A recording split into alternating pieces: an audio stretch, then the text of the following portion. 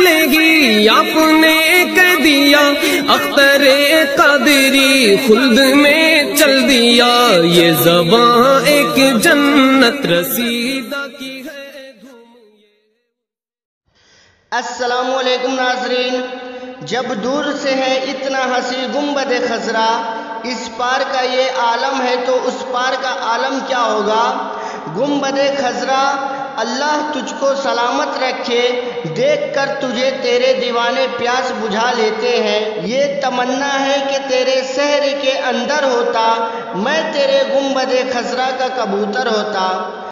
ناظرین، یہ آل سعود، یہ نزدی حکومت کی جو گنبد خضرا پہ ناپاک سازش ہے کہ وقت آنے پہ اس کو ڈھا دیا جائے گا معاذاللہ، اسی گنبد خضرا ہر مومن کے دل کی دھڑکن ہے۔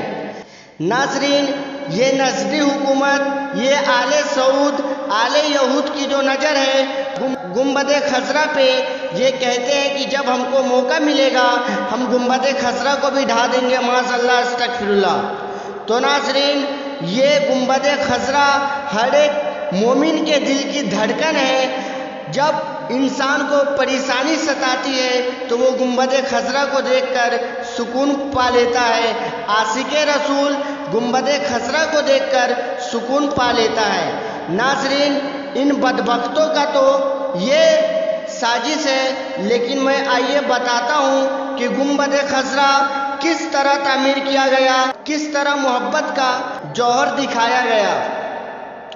ناظرین، لوگ تاج محل کو محبت کی نشانی کہتے ہیں، لیکن یقین کریں کہ عثمانی دور میں مسجد نبوی صلی اللہ تعالیٰ علیہ وسلم کی تعمیرات کی دنیا میں محبت اور عقیدت کی ایک معراج ہے۔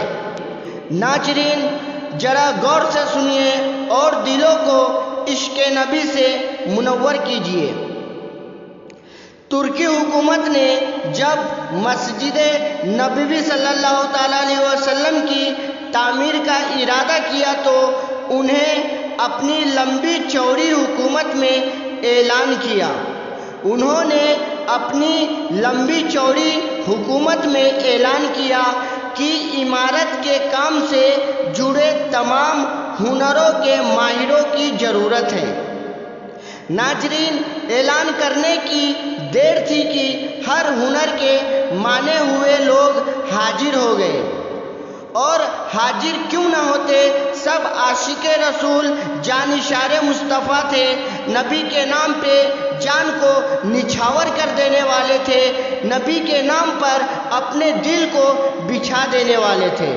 ناظرین، سلطان کے حکم سے استنبول کے برابر ایک شہر بسایا گیا، جس میں دنیا بھر سے آنے والے ہنرمندوں کو الگ الگ محلوں میں بسایا گیا۔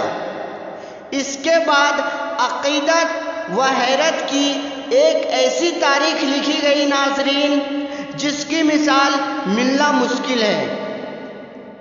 خلیفہ وقت، جو اس وقت دنیا کا سب سے بڑا بادشاہ تھا، اور اس ٹائم میں کسی بھی کونے میں مسلمان کو پریشانی ہوتی، کسی چیز کا رنج ہوتا تو عثمانیہ خلافت سب سے پہلے ایکشن میں آتی، کہیں نبی کی ناموس کے ساتھ کھلواڑ کرنے کی کوشش کرتا تو عثمانیہ خلافت ایکشن میں آ کر اس کی اینٹ سے اینٹ بجا دیتے تھے۔ تو وہ دنیا کا سب سے بڑا بادشاہ تھا ناظرین، وہ خود نئے شہر میں آیا، ہر کام کے ماہر کو تاکید کی اور اس کو بتایا کہ اپنے ذہین ترین بچوں کو اپنا ہنر اس طرح سکھائے کہ اسے بے مثال کر دے، اور ترکی حکومت ان سب بچوں کو حافظ قرآن اور شہسوار بنائے گی۔ ناظرین، دنیا کی تاریخ کا یہ عجیب و غریب منصوبہ کئی سال جاری رہا۔ 25 سال بعد نوجوانوں کی ایک ایسی جماعت تیار ہوئی جو نہ صرف اپنے کام کے اکلوتے ماہر تھے، بلکہ ہر شخص حافظ قرآن اور باعمل مسلمان بھی تھا۔ یہ لگ بھگ 500 لوگ تھے۔ ناظرین، اسی دوران ترکی حکومت نے پتھروں کی نئی ذخیرہ ڈھونڈ لیا، نئی کھانیں ڈھونڈ لی، نئے جنگلوں سے لکڑیاں کٹوائی۔ جو نیا جنگل تھا اور نئی پتھر کی کھدان تھی، وہاں سے پتھر لی اور نئے جنگل سے لکڑیاں کٹوائی۔ تختے حاصل کیے گئے اور شیشوں کا سامان بھی پہنچایا گیا۔ جنگلوں میں سے تختے حاصل کیے گئے اور شیشوں کا سامان بھی پہنچایا گیا۔ ناظرین، یہ سارا سامان نبی کریم صلی اللہ تعالیٰ علیہ وسلم کے شہر پہنچایا گیا تو ادب کا یہ عالم تھا کہ اسے رکھنے کے لیے مدینہ شریف سے دور ایک بستی بسائی گئی تاکہ شور سے مدینہ کا ماحول خراب نہ ہو۔ ناظرین، نبی کریم صلی اللہ تعالیٰ علیہ وسلم کے ادب کی وجہ سے اگر کسی کٹے ہوئے پتھر میں کچھ کاٹ چھانٹ کی ضرورت پڑتی تو اسے واپس اسی بستی میں بھیجا جاتا۔ ادب کا اتنا لحاظ رکھا گیا تھا۔ ناظرین، ماہرین کو حکم تھا کہ ہر شخص کام کے دوران باوضو رہے اور درود شریف اور قرآن پاک کی تلاوت میں مشغول رہے۔ حجرے مبارک کے جالیوں کو کپڑے سے لپیٹ دیا گیا کہ گرد و غبار روضے مقدس میں نہ جائے۔ ناظرین، ستون لگائے گئے کہ ریاض الجنت اور روضہ پاک پر مٹی نہ گرے۔ یہ کام 15 سال تک چلتا رہا۔ تاریخ عالم گواہ ہے، ایسی عقیدت سے کوئی تعمیر کبھی پہلے نہیں ہوئی اور نہ کبھی ہوگی۔ سبحان اللہ۔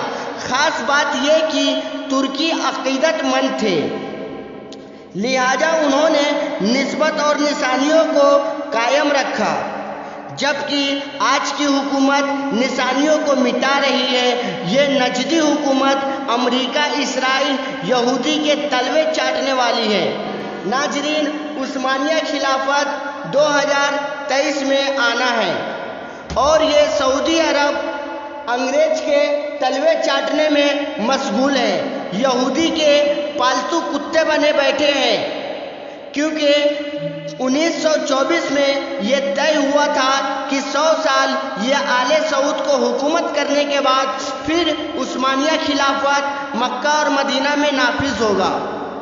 تو ناظرین، یہ جیسے جیسے وقت قریب آ رہا ہے، یہ آل سعود کے ہاتھ پر ہاتھ دے کر اس سے گلے مل رہے ہیں کہ ترکی حکومت جب ہم پہ دباؤ ڈالے گی تو ہم اتنی آسانی سے ان کو حکومت نہیں کرنے دیں گے۔ تو ناظرین، ہمیں چاہیے کہ ہم رجب طیب اردوغان صاحب کے لیے ہم کو دعا کرنا چاہیے کہ اللہ تعالیٰ انہیں سلامت رکھے اور مکہ شریف اور مدینہ شریف میں پھر سے ترکی حکومت نافذ ہو۔ ناظرین، سعودی کے آل سعود اور جو وہابی کو ماننے والے ہیں، جو ان کی قوم ہے، وہ بھی رجب طیب اردوغان صاحب سے نفرت کرتی ہے، ان سے حسد رکھتی ہے، بلکہ میں نے تو یہاں تک دیکھا ہے کہ وہابی خبیث ان کو گالی بھی بکتی ہے۔ معاذ اللہ، وہابی خبیث ان کو گالی بھی بکتی ہے۔ تو ناظرین، دعا ہے کہ طیب اردوغان صاحب سلامت رہے اور پھر سے مکہ شریف، مدینہ شریف میں عثمانیہ خلافت نافذ ہو اور اسلام کو سر بلندی ملے۔ تو ناظرین، ہمیں چاہیے ہم رجب طیب اردوغان صاحب کے لیے دعا کریں اور جلد سے جلد عثمانیہ خلافت وہاں نافذ ہو اور یہ آل سعود حرام خور کی اولاد وہاں سے ان کو نکالا جائے۔ تو ناظرین، میں چلتا ہوں، اپنے دروازے پہ لکھ لو نام رضا، اپنے ایمانی کی سیفٹی کے لیے مسلک اعلیٰ حضرت سلامت رہے، ایک پہچان دین نبی کے لیے اور مسلک اعلیٰ حضرت پہ قائم رہو۔ زندگی دی گئی ہے اسی کے لیے۔ السلام علیکم۔